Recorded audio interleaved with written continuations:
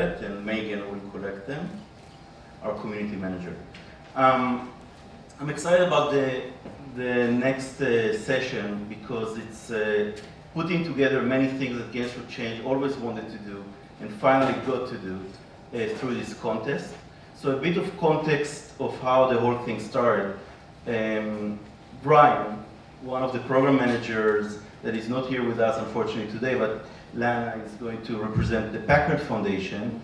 Brian called us after he met with us at the Council on Foundations program and said, I want to do something together, but I want to do something that will actually not only help the foundation to understand games, but augment the capacity of our grantees. And for us it was very interesting because then we're talking about a larger impact. So very quickly how the process went, we did a 2-day summit in New York with 7 of the foundation grantees. And then all of them kind of tried their hands in game making, came with their own concepts for what they could use gaming for. And one of those projects, one of the 7, was chosen to go forward to a public contest. The organization that was chosen is Answer. Lucinda is here with us. And she will speak a bit about what Answer is doing and how they're planning to use the game. But the interesting thing is that we could move from helping the grantees or opening the eyes of the grantees into what gaming could do to actually engage the gaming community, the indie gamers and game developers and people that do educational games. So we did this public contest, we got 70 submissions. And today you're going to see the 3 finalists, and we're going to actually do a real-time jury and select the winner after the break. And we even have a big check. That was my dream always, to really hand someone a big check. She's going to come first today. Maybe the jury will introduce, you guys will introduce yourself. So Matt Parker was with us also at the workshop when we did a 2-day summit. Hi, I'm Matt Parker. I'm an independent game designer. I focus mostly on games that sort of intersect game and installation art. I teach game design at SVA and NYU. I'm joining Gigantic Mechanic as a partner to work on making more games like that. And I will also be teaching a Games for Change workshop this summer. I'm Lucinda Holt. I'm the Director of Communications at Answer, and you'll get to hear a little bit more about us in just a minute. Hi, I'm Lana Dakin. I'm a Program Officer at the Packard Foundation's Population and Reproductive Health Program. And hi, I'm Naomi Clark. I'm an independent game designer here in New York City. I've been making games for a long time, including a lot of games for social impact. My most recent project, which I got started with the help of Games for Change, is Wonder City, a game that tries to break stereotypes about games for girls. And he is connected to the documentary Wonder Woman. That's right. A transmedia project. So let's start with the Packard Foundation. And Lana, do you want to stand or do it from your chair, speak a bit about your goal and ideas for this? Sure, I'll just stay here and just spend 2 minutes on what the Packard Foundation is all about. So we are a family foundation, and we work on issues that our founders care most about.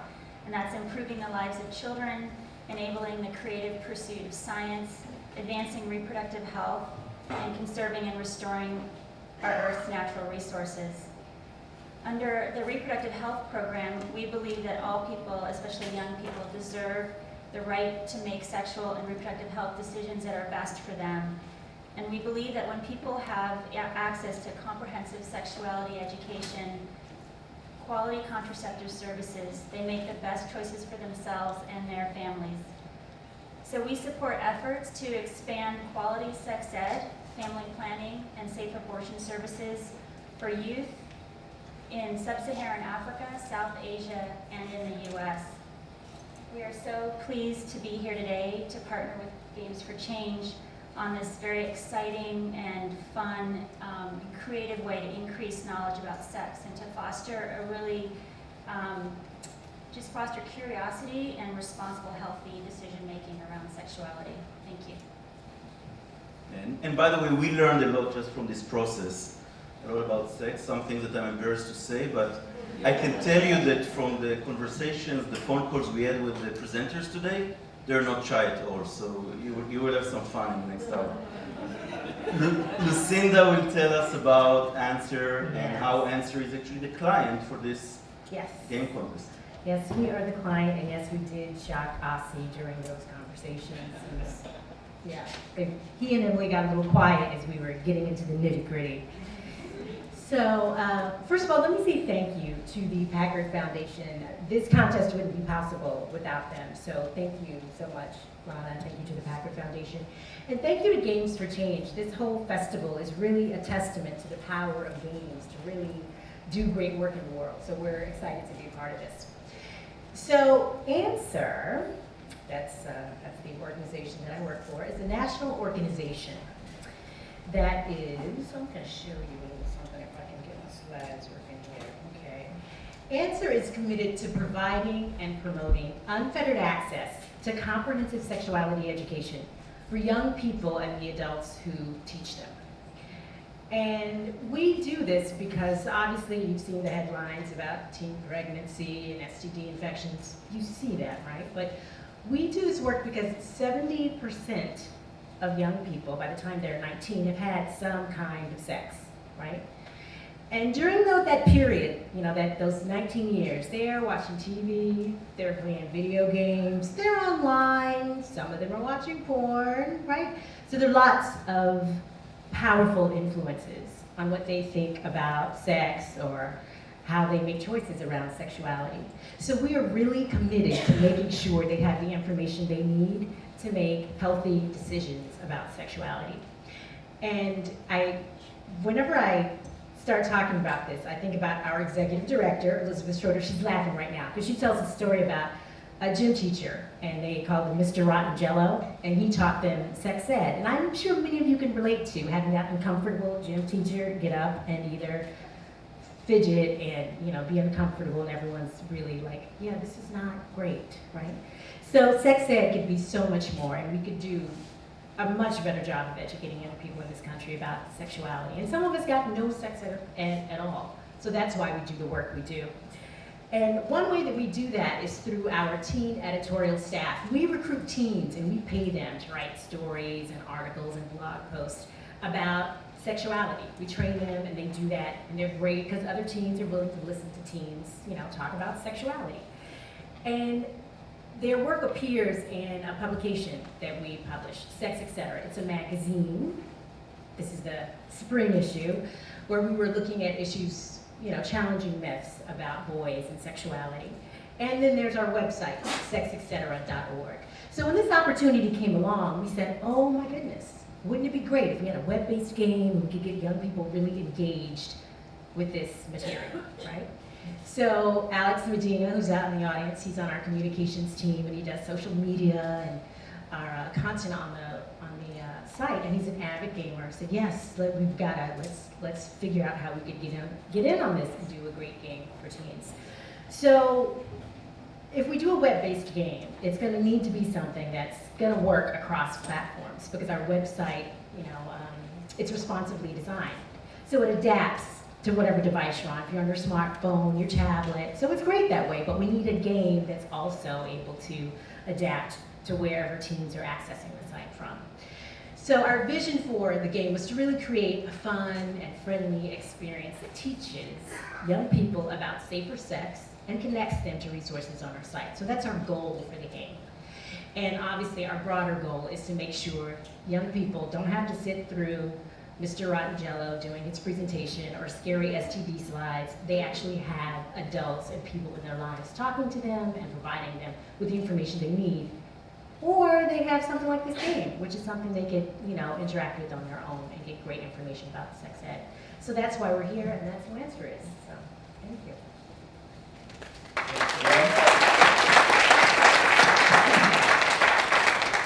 So Lana, Lucinda, thank you both for being such great partners in this. And it's not the end, because we're going to make a prototype with one of the teams that is going to win today. A bit about the rules of the game. So we'll have 3 teams. Each one gets 10 minutes. They're going to present to the jury And then the jury for each team has 5 minutes to grill them and ask the very tough questions that you want to ask them. And we'll try to watch the time because it's going to be very tight. And then there is a break. The jury will have time for consultation, and then we'll come back with the big check we mentioned. The constraints for the teams were the things that Lucinda mentioned and came from the documented answer prepared. That was kind of the RFP or contest guidelines. And I think we can start with the first team. So first project is called Safe Sex with Friends. I'll let the team members introduce themselves. Hello everyone. I'm Ramsey Nasser. And I'm Kaho Abe. And we're going to be presenting to you our game Safe Sex with Friends, although the game's name may be changing in the near future. We got a fun email last week. Very official email. So, Safe Sex with Friends is a game that tries to teach safe sex practices to young people using familiar mechanics. The way the game works is you take a body part and another body part, but you have to know what to put in between them.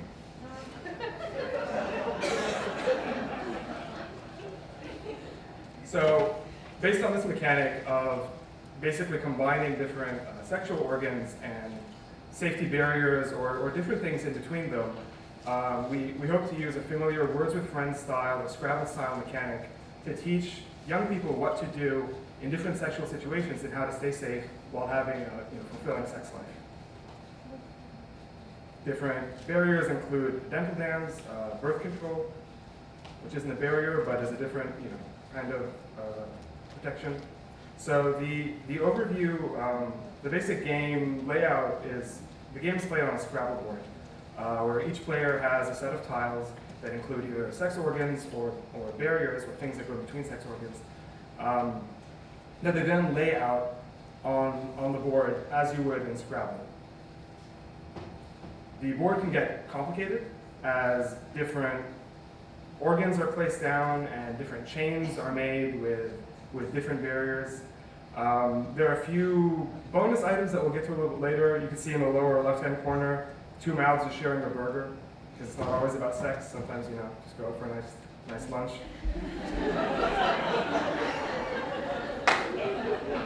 On the far right, 2 hands are exchanging a love note, which is sweet. Everything else is sex, though. But the point is to put people in situations where they really have to be creative about how it is that they're interacting, how it is that they're thinking about interacting with another person, using whatever tiles they happen to get. It's a familiar mechanic, everybody knows how this works, so it's easy to dive right in and start playing and start learning. The game also forces you into situations that you may not generally be thinking a lot about. What is safe sex for people of different sexual orientations, for example? This game puts you in that situation and exposes you to that kind of information. Another mechanic borrowed from Scrabble is bonus spaces to, from a game design point of view, inform where it is that you place your tiles. So that is anus and penis and a condom, and you get the 2 times score. So that's where you want to play that. And that's basically more or less how the game works. So I'm going to talk a little bit about process here. So we first started out just making these paper cards, paper prototype, and just drawing out body parts and also barriers. The game is based on other games like Scrabble and Words with Friends, and also kind of like dominoes, how you build upon things that other people have played. And then one thing that we were considering is that this is a game for different people, right? And how do we design a game that doesn't alienate certain groups? Just gonna and so one of the references to that is I saw this project called The Great Wall of Vagina, made by an artist in the UK named Jamie McCartney. And this is just an example of different types of vaginas that you might find. And so how do you show that, as humans, our faces are different, our bodies are different, but also body parts are different too. So then how do we represent all these different kind of bodies? And so here's a bunch of butts, a bunch of penises, various vaginas. And so those are just different ways that we wanted to show. Also by using outlines and such, we wanted to sort of leave it open to different, races and different kind of skin color. And so this is another thing that we were thinking about. And also, obviously, there's kind of an absurdity to making these body parts into sort of characters. And so humor is another way that we wanted, another thing that we wanted to use in order to have people sort of giggle and laugh as they're learning this important information. So just to give you guys an idea of like variations on the mechanic that we've been thinking about, one of the barriers could be a lack of a barrier. Certain things don't need a sexual barrier to be safe, like kissing, manual sex, or holding hands. So right now we just have the game's logo, which represents not needing anything in between two organs. Bonus styles that I mentioned earlier, burgers, love notes, oral sex in the lower right-hand corner, which is a joke. That's for dirty talk. The point being that the mechanic is flexible and allows for building on tiles in the future that represent different situations, different organs that we may not have thought of. And by working with an organization like Sex, etc., we can use the same structure to build out a really informative experience with you. Just a word on consequences. We're thinking of having it so if you play something that may seem safe, for example, a penis and a vagina and birth control, you're protecting yourself from pregnancy, but you still may be exposing yourself to sexually transmitted diseases. So the game would then inform you of sort of the hazards of the situation that you've put out, and forward you to either the FAQ section on sex, etc., or integrate back into the larger teaching curriculum that we see this game as a part of. And that's Safe Sex with Friends. Thank you. Thank you.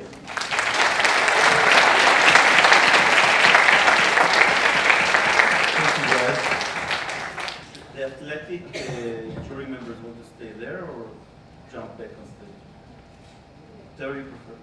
Let's do 5-minute questions and answers with the team. So my question is, I think there's an assumption that since it's building on this, words with friends or safer sex with friends, that this would be a social game that you play with your friends. Our experience has been that teens aren't necessarily sharing a lot related to sexuality in spaces where there are adults. Some place like Tumblr might be a safer place or other places, but on Facebook, I don't know that they would necessarily do this with their friends if they know, oh, parents are here. Is there a way to play this game with one player? Does it have to be with other people? That's a good question. The mechanic will work as a one-player game. You can either be playing against an AI or it can be built as a solitaire kind of experience. That's obviously less fun and engaging. So while that's an option, I'd personally be more interested in exploring ways to create a space where young people could play and feel comfortable playing with each other. So maybe that means the game's not on Facebook, which is fine. Maybe it lives somewhere else. Maybe it's not tied to their own Facebook accounts or email addresses or anonymized somehow. So I feel like The game can be made to work single player, but I feel like it'd be more interesting if the legwork was done to make it work as a social game. I have actually a mechanics question. If you have two body parts, like two hands, and you put a condom between them, Yeah.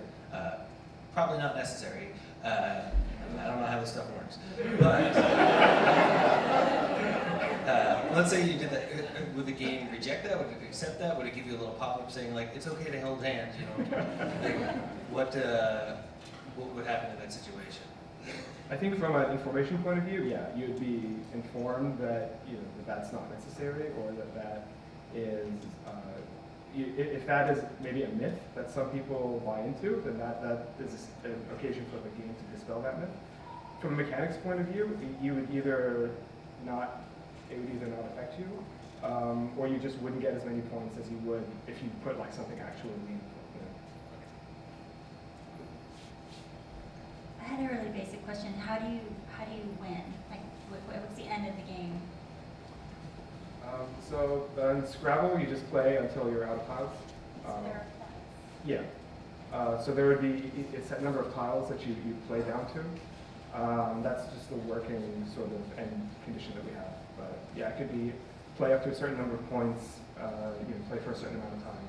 It's flexible, but traditionally Scrabble is played down until you're out of tiles. I'm also sort of curious about the scoring system.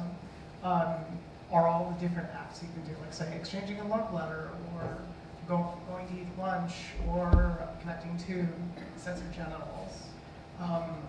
Do they all score the same amount, as long as it's not a situation like Matt described, where you're with unnecessary use of a barrier, or how do you see that? Is there strategy there?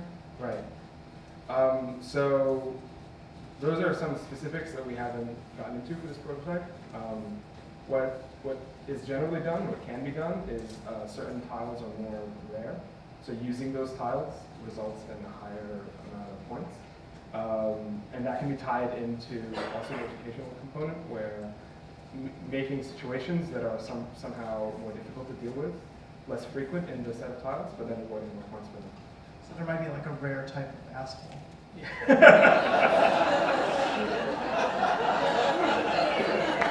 There might be a rare type of asshole. I like to think that I have. Never mind. With friends games are largely popular on smartphones, right? Like so is this something that you would make for the web and for smartphones? And if so, is this something? I don't know how you would get this approved by Apple, I guess, which is part of what makes the with friends games popular. I guess, have you thought about that aspect, or is that something you're considering? So in talking to the Sex Etc. people, they made it clear that they're more interested in a game that lives like on the web, running HTML5. So we would build a game that ran in the browser that would also function on your smartphone or tablet. That's how we decided to set that up.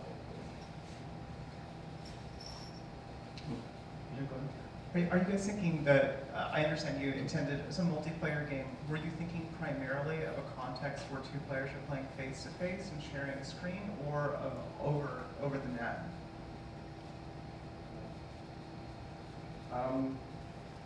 I think both work. We were thinking of it more kind of asynchronous over the net kind of play, which allows you to engage in multiple games simultaneously. Okay, I think we're good. We'll move to the next team. Ramsey, Kaho, thank you so much.